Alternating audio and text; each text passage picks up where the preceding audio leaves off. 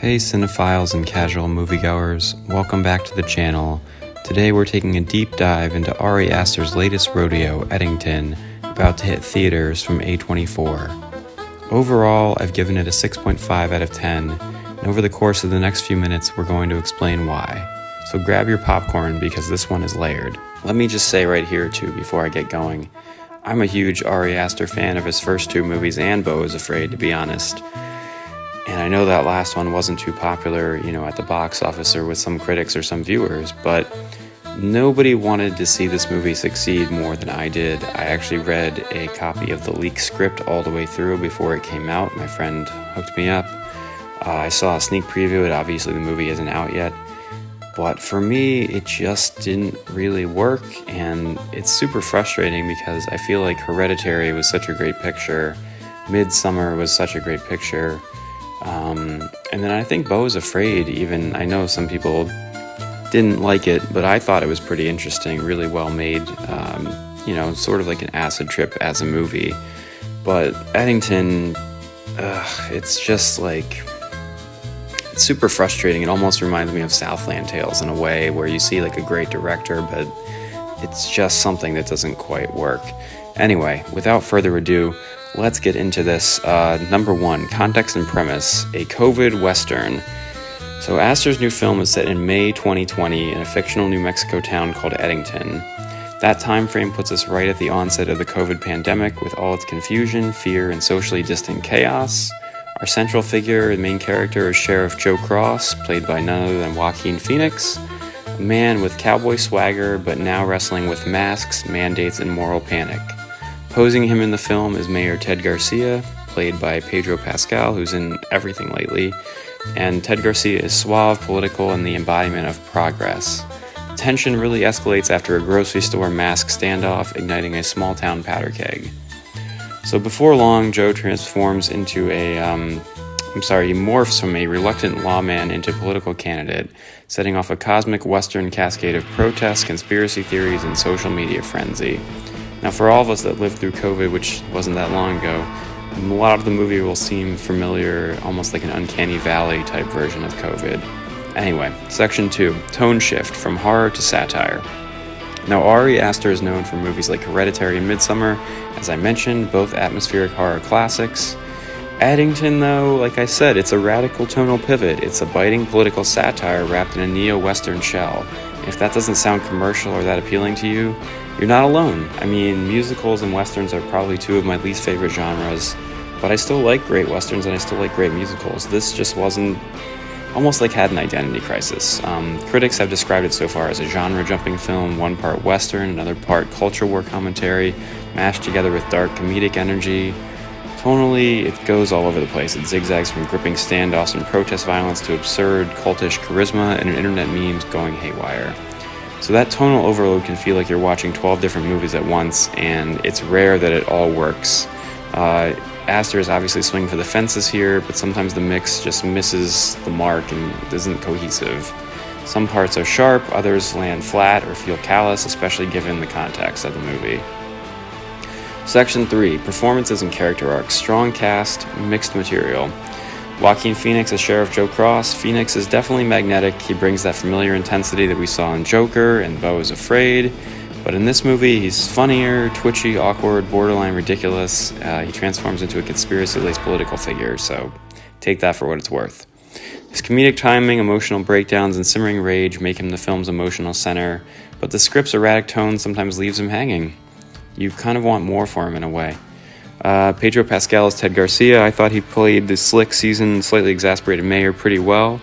He balances charisma and guilt, especially over his past ties with Joe's family. And critics have said that he's effective as a foil to Phoenix's energy. Honestly, Pedro Pascal was fine. Probably could have cast any number of actors in this role, and it probably would have worked pretty well. Emma Stone and Austin Butler, who are advertised pretty heavily, but barely in the movie to some degree. Emma Stone plays Louise, who's Joe's wife, an emotionally fragile artist whose breakdown is as pandemic-fueled as the rest of the town. She's underused here, but at least plays her role authentically. Austin Butler plays a slick, cult-like self-help guru who you've undoubtedly seen versions of all over social media the last few years. delivering some of the film's most surreal tonal shifts, of course. Supporting cast-wise, you've got Luke Grimes, Deirdre O'Connell, and Michael Ward. They're strong, but they often feel underwritten in service of the satire of the film. Section 4, Visual, Cinematography, and Score. There's high style and real tension. So the technical team of the movie for Ari Aster definitely nails the mood. The cinematography by Darius Kanji delivers stark desert vistas that echo John Ford westerns, so no complaints there. But you've got a disrupted human scale. This is like a world coming unglued, basically, the old meeting the new, visually even. Production design uses an erotic blend of small-town Americana and pandemic ephemera, empty shelves, mask signage, which I'm sure we remember, TikTok chaos. Immersive and eerily familiar here is what they're really going for, and they definitely achieved it. The score by Bobby Krulak and Daniel Pemberton juxtaposes droning tension with a wild tonal stabs, kind of fitting for the film's inconsistent emotional register. The score is definitely fine, no problems there. Bobby Krulak almost always does a great job. So all told, you'll feel the cinematic craft of the movie, even if the story wobbles. The story is kind of what lets everything down here, in my opinion. So Section 5, the narrative depth, or narrative sprawl, if you want to call it that. And this is where Eddington gets messy. Theme overload. Okay, so we're talking masks, mandates, conspiracy culture, Black Lives Matter, social media addiction, disinformation, hyper-partisanship, even QAnon. QAnon? Is that QAnon? Sorry. Vibes, all packed into a 149-minute runtime. If that sounds like a lot, it is, and there's even more in the movie than that, to be honest. So at times, the movie feels like social commentary by committee, like almost if you typed into ChatGPT, give me everyone's opinion of the last 5 years into a movie, you would maybe end up with this to some degree. So scattered story threads. Early tension in this classic Western standoff turns into Joe's campaign, and from there it diverges into cult satire, police violence, domestic drama, and finally crime caper action sequences. And I agree with the critics that argue that in conflating all these themes, Ari Aster doesn't really take a point of view. He turns the chaos into spectacle, doesn't really offer any particular insight. I guess that's supposed to be like the role of an observer. We're supposed to be the observer to all the chaos, but a viewpoint would have helped, I think, in some ways. Ambiguous purpose, like I said. Do we learn anything here? Sometimes we just watch spirals. The central question is, does all this chaos offer any insight, or just sings the noise of modern society? And most critics are saying the second part. I agree with that. I think the latter is accurate there. I think this is just we're, seeing all the chaos, but we're not really learning anything. Section number 6, ambition, timing, and controversial topics. Brave, but hot potato territory here. So Ari obviously swung big. He clearly wanted to hold a mirror to 2020's madness, and did so with bold flair, stylistically, no complaints stylistically. The satire is unapologetic. Yes, it can be offensive at times, depending on your point of view, obviously. But if you're looking for a subtle movie, this is not going to be for you. And then the next question, was it premature? Some media is saying maybe the world isn't ready for a COVID satire yet. Maybe it's too soon, too close to, a very raw time. I disagree there. I think people are ready for it. I just think, I don't know, maybe the Western part wasn't so great matching with all of this. I think you definitely could have done what Ari was trying to do here, and I honestly commend him for trying to do all this, because it's not a really super commercial, easy, make a horror movie and everything will make a lot of money type situation. I think he was really definitely trying to say something here. I just don't know that he quite pulled it off. But again, respect for trying. It's not like this is a filmmaker that doesn't know what he's doing. So the next section here, culture war flashpoints. The film tackles George Floyd's death and evokes Black Lives Matter in some ways that people have flagged as flippant or insensitive potentially. But it also skewers conservative conspiracies, so it's swinging at both sides. It's not really trying to offend anyone in particular. I think it's just showing society as a whole. We've got this side and this side, these different viewpoints. It's not really judging anything. But that polarizing tone is part of the point of the movie. This is about a fractured America, where we're at right now, and it hopes to fracture the audience as well, I guess. I think that's what Ari is going for. He certainly doesn't mind, at least he says publicly, dividing audiences' opinions. So the reception at Cannes as well. The film sparked standing ovations as well as walkouts at Cannes Film Festival. Excuse me for mispronouncing it there for a second. Cannes Film Festival. Clearly, this is a Rorschach-like inkblot movie. You're going to see what you want to see. Some loved the comedy, others have balked at the divisive narrative, and again, everybody's going to see what they want, like a Rorschach inkblot test. So section 7, the final score, breakdown, and my recommendations. So what works? The bold ambition of the film. There's no holding back. There's no sanitizing. Aster definitely went full throttle at our current landscape. No argument there. Strong performances. Joaquin Phoenix, Pedro Pascal, and Austin Butler hold your attention the whole time. They're definitely captivating and are working as best they can with the material they're given here. The visual and audio mastery. The score, the visuals, all fantastic. No complaints there. The cinematic craft of the movie shines through.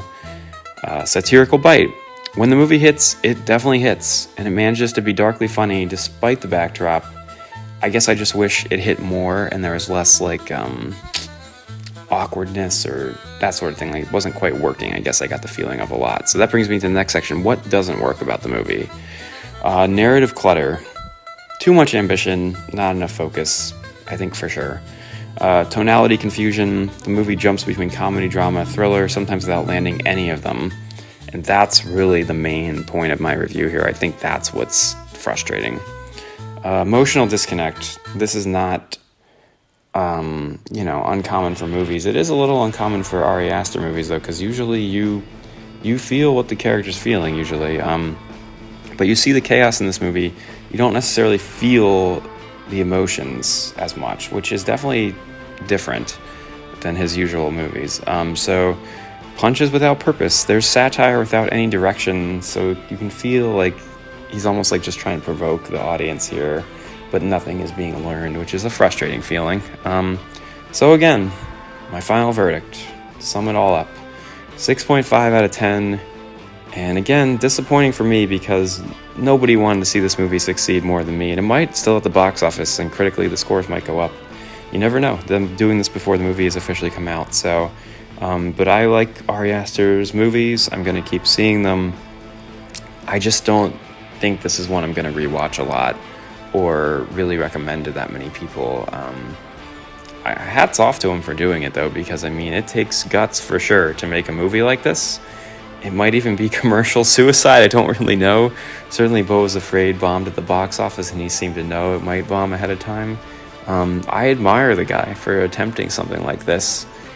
And some of it is, he pulls it off. But, even reading the script, I remember before anything had come out, like a trailer or anything, I just remember thinking, that's going to be really hard to, get to the place that it needs to. And I wasn't sure if I was reading an unfinished script or something, or an early draft, but it's just really difficult to pull off what he's trying to do here. And I think if there was a little bit more focus, or the movie was just funnier, if he just went to almost like Idiocracy level, that I think would have succeeded and done really well. But I think this is it doesn't know what it's trying to say in a way. If that makes sense. So my final thoughts here, section 8, who should watch Eddington? So you should watch Eddington if you eat up sharp, in-your-face satire, if you enjoy dark comedies with strong aesthetics, or for some reason you want to revisit 2020 through a very stylized, nice-looking lens. On the other hand, skip this movie if you want clear narratives and emotional arcs. You're not going to get that here. Skip it if you don't want to be forced into a political Rorschach test, if you don't really want to think about politics. And skip it if you aren't interested in being uncomfortable, because you're definitely going to be uncomfortable during this movie, which shouldn't be a surprise to people that have seen other Ari Aster movies. I know that's a lot to process here. It sounds wordy and a lot of topics, but that's kind of what this movie is. It's this movie wants your brain to hurt. Ari Aster is definitely dropping sort of a grenade on culture, and viewers will walk away either, really wow, that was great, or this is just exhausting and I kind of don't get the point. And that's pretty much everything, guys. Thanks for sticking with me here. This was a little bit of a long one, but Eddington is a long watch, so let's hear from you. Let me know in the comments, did the satire land for you, or did it feel like too much? Which performances stood out the most to you? Is Ari Aster someone you're still buying, given Hereditary, Midsummer, Beau is Afraid, and now Eddington. Drop your thoughts in the comments. Like I said, if you enjoyed this breakdown, like, subscribe, hit the bell, and share with your friends who aren't afraid of messy movies like this one. I'll see you in the next review, and have a great rest of your day.